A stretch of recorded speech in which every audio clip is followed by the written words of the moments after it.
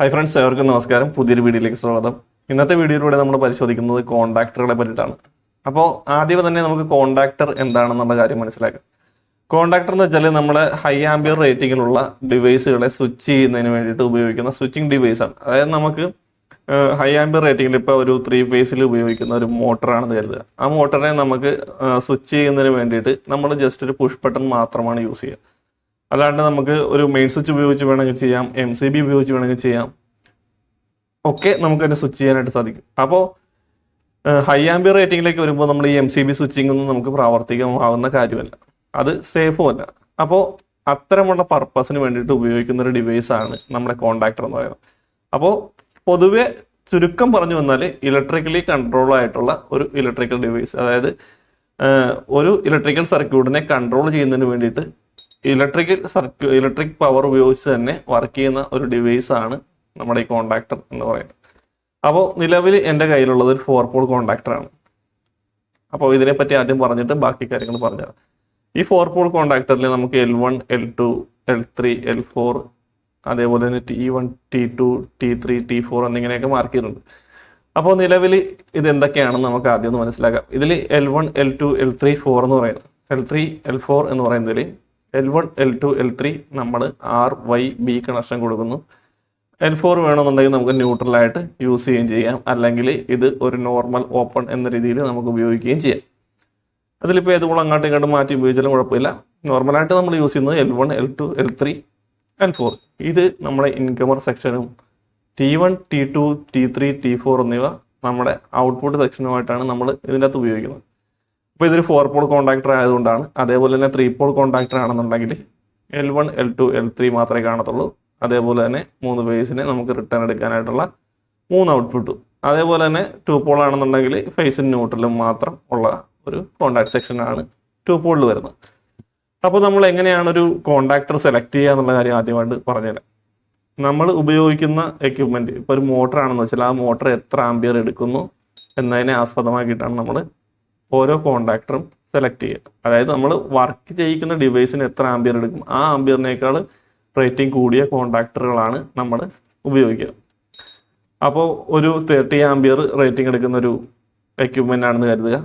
അതിന് നമ്മൾ ഒരു 63 ആംബിയറിൻ്റെ കോണ്ടാക്ടർ യൂസ് ചെയ്യാം. അതേപോലെ തന്നെ ആണ് കുറഞ്ഞ ആംബിയർ റേറ്റിംഗിലുള്ളതിന് നമുക്ക് ആ ഒരു റേഞ്ചിലുള്ള കോണ്ടാക്ടർ യൂസ് ചെയ്താലും മതിയാവും. അപ്പോൾ അങ്ങനെ പലതരത്തിലുള്ള കോണ്ടാക്ടറുകളും മാർക്കറ്റിൽ അവൈലബിൾ ആയിട്ടുണ്ട്. അപ്പോൾ പൊതുവേ നമുക്ക് ഈ കോണ്ടാക്ടറിൻ്റെ ഇൻസൈഡ് കാര്യങ്ങളൊന്ന് പരിശോധിക്കുക, അതിൻ്റെ വർക്കിംഗ് എങ്ങനെയാണെന്നുള്ള കാര്യങ്ങളൊക്കെ ഒന്ന് മനസ്സിലാക്കുക. നമ്മുടെ ഇൻപുട്ട് സെക്ഷൻ്റെ കാര്യം ഞാൻ ആദ്യം പറഞ്ഞു. അപ്പോൾ ഈ ഇൻപുട്ട് സെക്ഷനെ സ്വിച്ച് ചെയ്യുന്നതിന് വേണ്ടി, അതായത് സ്വിച്ചിങ് എങ്ങനെയാണെന്ന് വെച്ചാൽ ഇങ്ങനെ താഴത്തേക്ക് ഇത് കോണ്ടാക്ട് ആകുക എന്നുള്ളതാണ് സ്വിച്ചിങ് വരിക. ഇതിങ്ങനെ താഴത്തേക്ക് കോണ്ടാക്ട് ആകുന്ന സമയത്ത് ഈ L1ഉം T1ഉം തമ്മിൽ കോണ്ടാക്ട് ആവും, L2ഉം T2ഉം തമ്മിൽ കോണ്ടാക്ട് ആവും, L3ഉം T3ഉം തമ്മിൽ കോണ്ടാക്ട് ആവും, L4ഉം T4ഉം തമ്മിൽ കോണ്ടാക്ട് ആവുകയാണ് ചെയ്യുന്നത്. അപ്പോൾ റിലീസ് ആകുന്ന സമയത്ത് സർക്യൂട്ട് ഓപ്പൺ ആകുകയും ചെയ്യുക. അതായത് ഒരു നോർമൽ ഓപ്പൺ കോണ്ടാക്ട് എന്ന് തന്നെ പറയാം. നമ്മൾ ഇലക്ട്രിക്കലി കണക്ഷൻ കൊടുത്തു കഴിയുമ്പോൾ ഇത് NC ആയി മാറും, അതായത് കോണ്ടാക്ട് പിടിക്കുകയാണ് ചെയ്യുക. അപ്പോൾ ടെർമിനൽസ് തമ്മിൽ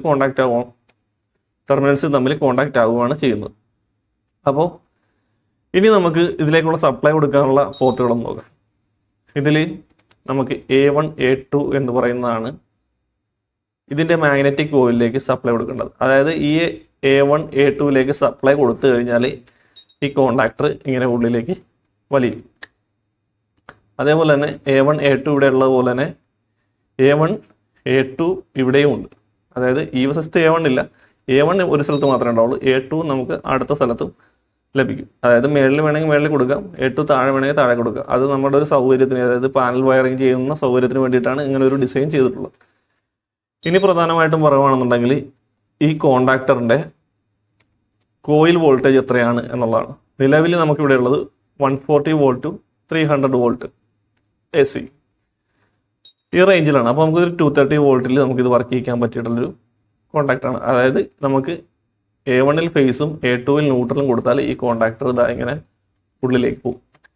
ഓക്കെ, അതേപോലെ തന്നെ നമുക്കിത് 24 വോൾട്ടിലും ലഭ്യമാണ്, 440 വോൾട്ടിലും ലഭ്യമാണ്. അപ്പോൾ 24 വോൾട്ടിൽ വരുമ്പോൾ അത് DC-യിലാണ് വരിക.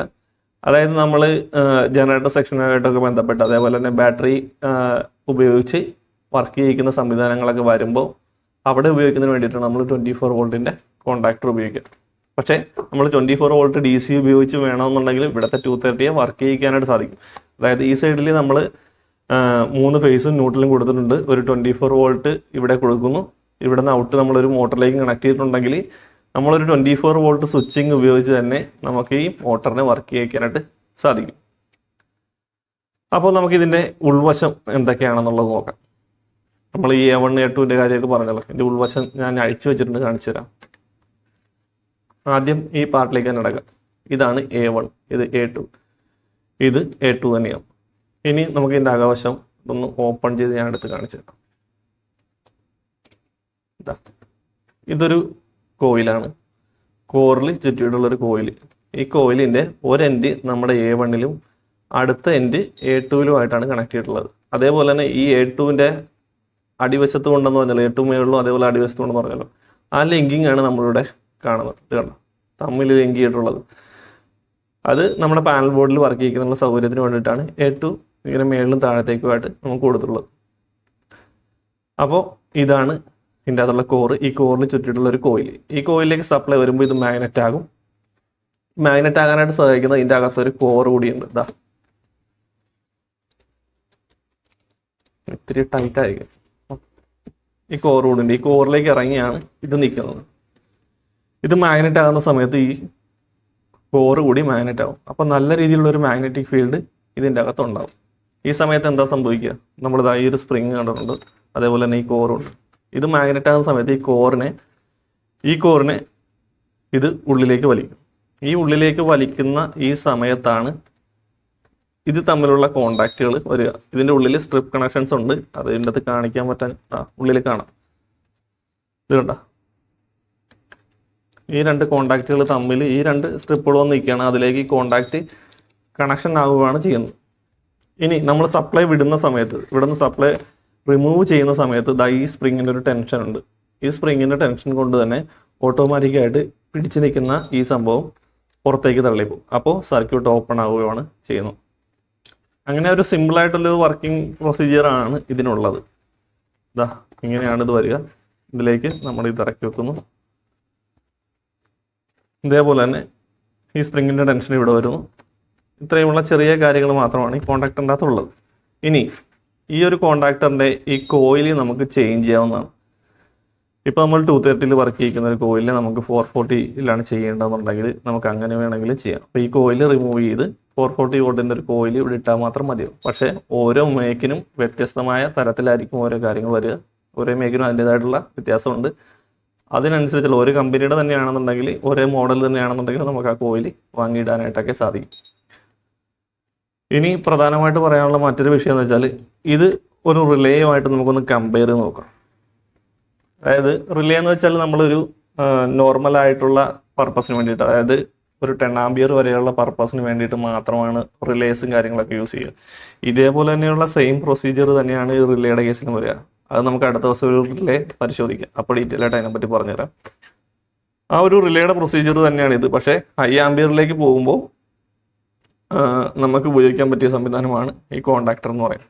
നമുക്ക് ഹെവി ആയിട്ടുള്ള എക്യുപ്മെൻറ്റ്സ് യൂസ് ചെയ്യുമ്പോൾ അങ്ങനെയുള്ള പല കാര്യങ്ങൾക്കും നമുക്കിത് യൂസ് ചെയ്യാൻ പറ്റും. ഇപ്പോൾ നമ്മൾ നേരത്തെ പറഞ്ഞ വാട്ടർ ലെവൽ കൺട്രോളിൻ്റെ വീഡിയോസിൽ ഞാൻ ഇതിനെപ്പറ്റി കൃത്യമായിട്ട് പറഞ്ഞത് കോണ്ടാക്ടർ ഉപയോഗിച്ച് എങ്ങനെയാണ് ചെയ്യുന്നതെന്ന്.